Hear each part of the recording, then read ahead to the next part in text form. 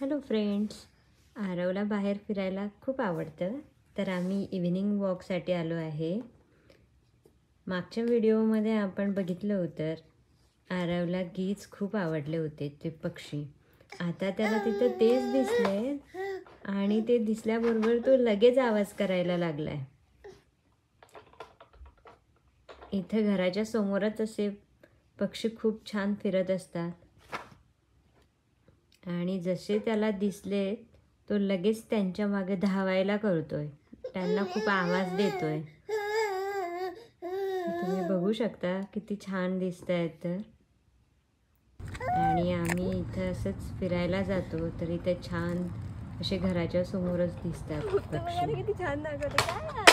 आणि मी आणि आरव आम्ही दोघंही जण त्यांना बघत होतो, बोलवत होतो.